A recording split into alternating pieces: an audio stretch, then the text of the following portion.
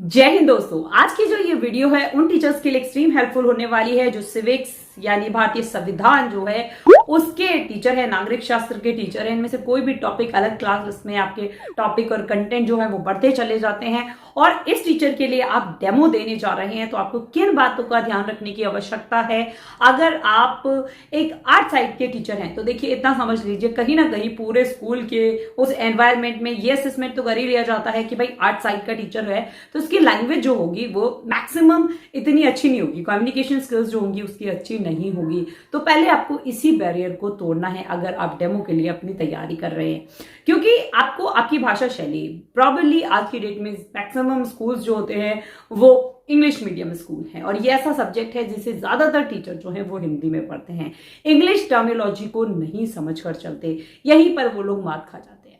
तो अपने सब्जेक्ट की जो पकड़ है, अगर आप स्कूल टीचिंग में जाने की सोच रहे हैं तो आप इंग्लिश में अपनी कमांड जरूर कर लीजिए, चाहे आप यूपी बोर्ड के स्कूल में ही पढ़ाने जा रहे हैं।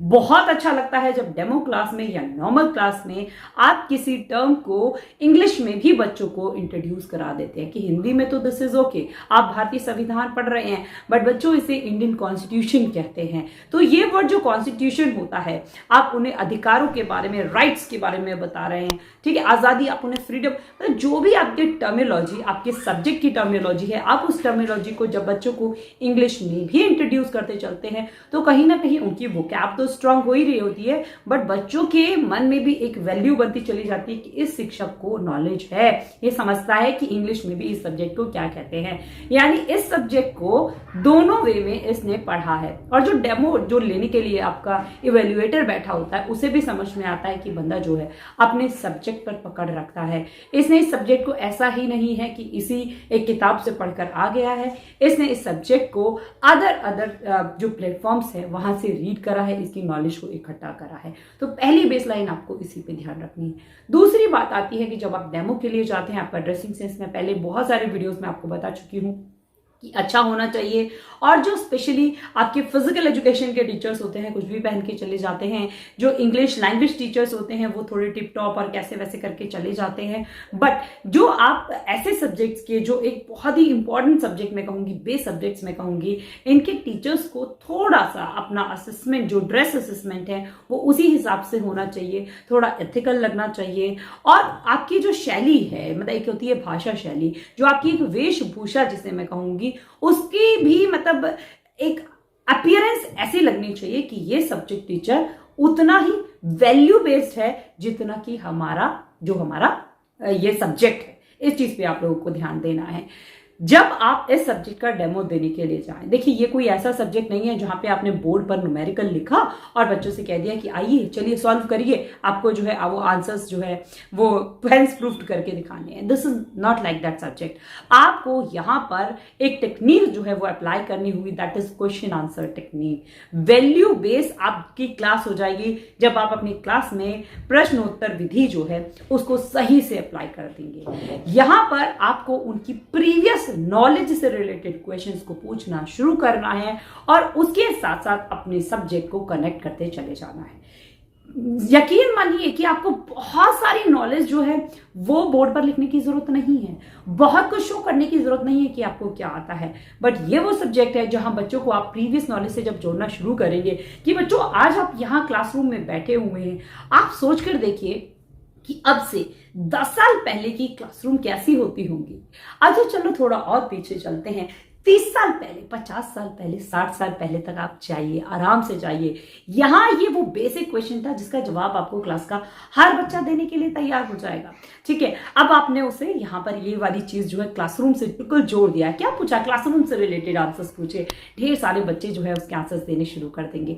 ओके, आज का एजुकेशन सिस्टम ऐसा है, आप ऐसे पढ़ाई पढ़ रहे हैं, क्या 60 साल पहले ऐसी पढ़ाई थी? तो अब आ गए, अब इसमें आप अपना टॉपिक जो है एजुकेशन सिस्टम आज का और तब का, और उसमें आने वाले जितने भी एजुकेशन रिफॉर्म्स थे जो कॉन्स्टिट्यूशन में ऐड किए गए, राइट टू एजुकेशन दी गया, फ्री एंड कंपलसरी एजुकेशन जो है वो बच्चों को दी गई, ये टॉपिक दर बाय दर करके, स्टेप बाय स्टेप करके उन्हीं के डिस्कशन में से आप इंक्लूड कर सकते हैं। आपकी पूरी क्लास में से इतने आंसर्स, इतने क्वेश्चंस आपके सामने आ जाएंगे, बच्चे बता देंगे अकॉर्डिंग टू क्लास। जैसा आपका क्वेश्चन होगा कि मैम अंग्रेज आए थे, उन्होंने इस तरीके के रिफॉर्म्स किए, ये चीजें आई, क्योंकि ऐसा नहीं है कि आपकी क्लास के सारे बच्चे डम्बो बैठे हैं या फिर सारे बच्चे एक्स्ट्रा ऑर्डिनरी हैं। अलग अलग आंसर्स मिलेंगे जहां से आप उन्हीं के लेवल के जो क्वेश्चंस हैं वो डेवलप करके उनके आंसर्स दे सकते हैं। जब भी आप बच्चों से क्वेश्चंस पूछें, ठीक है, ध्यान रखना है क्वेश्चन आंसर टेक्निक आपको इंक्लूड करनी है। जब आप क्वेश्चन आंसर टेक्निक यूज करें तो आपके क्वेश्चंस जो इनिशियल क्वेश्चंस हो वो एक साथ, आपको बहुत सारे क्वेश्चंस नहीं पूछने हैं। आपको शुरुआत में डिफिकल्ट क्वेश्चंस जो है वो बच्चों को नहीं पूछने हैं। जब आप क्वेश्चन दे रहे हैं बच्चों को तो सोचने के लिए प्रॉपर टाइम देना है। आपको धमकाने वाली आवाज में जो है बच्चों से क्वेश्चंस नहीं पूछने हैं। आपको बच्चों को सोचने, चिंतन करने वाले वैल्यू बेस्ड क्वेश्चंस जो है क्लास में वो पूछने हैं।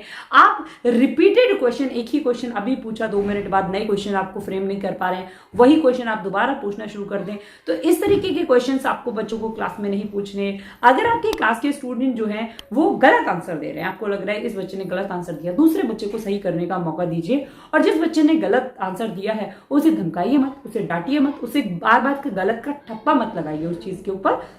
उसने क्वेश्चन का आंसर दिया, उसके लिए आप उसे मोटिवेट करिए, जिससे अगली बार भी आपकी डेमो क्लास में या आपकी नॉर्मल क्लास में आपको क्वेश्चन देने के लिए, जो क्वेश्चन का आंसर देने के लिए वो बच्चा रेडी रहे। तो इस तरीके से आप जो है उस बच्चे को अप्रिशिएट करते हुए दूसरे बच्चों से आंसर निकलवाइए। और ओवरऑल आपने जितने भी क्वेश्चंस पूछे हैं उन सब का एक करेक्ट आंसर जो है वो क्लास में एक स्टेटमेंट जो है वो जरूर जारी करिए। ये जो टेक्निक है अगर आप इसे अप्लाई करके चलते हैं तो यकीन मानिए 100% आपका सिलेक्शन हो जाएगा। आप जो है चाहे इवेल्युएटर के सामने डेमो दे रहे हैं, डमी डेमो जिसे कहते हैं वो दे रहे हैं, चाहे ऑनलाइन डेमो दे रहे हैं, आप इन टेक्निक्स के बेस पर सिलेक्शन जो है वो 100% ले लेंगे। साथ ही साथ अगर आपका कोई डाउट, कोई क्वेश्चन, कोई क्वेरी हो तो वो आप मुझे कमेंट सेक्शन में छोड़ सकते हैं। अपना जो भी आपका अपना सब्जेक्ट है उस सब्जेक्ट को लिख दीजिए, उसका टॉपिक लिख दीजिए, उससे रिलेटेड डेमो क्लास अगर आप पाना चाहते हैं तो definitely I will shoot another video for you guys. और अगर ये वीडियो आपको पसंद आई हो, आपके लिए जरा सी भी हेल्पफुल रही हो तो इस वीडियो को ज्यादा से ज्यादा लाइक करें, शेयर करें, बाकी लोगों तक पहुंचाएं। मेरे चैनल पे आए, वीडियो को यहाँ तक देखा उसके लिए थैंक यू सो मच। ऐसी और वीडियोस देखने के लिए चैनल को सब्सक्राइब करें, नोटिफिकेशन बेल दबा देना, क्योंकि तभी आपको मेरी सारी लेटेस्ट वीडियोस की जो नोटिफिकेशन है वो सबसे पहले मिलती रहेगी। जय हिंद, जय भारत दोस्तों।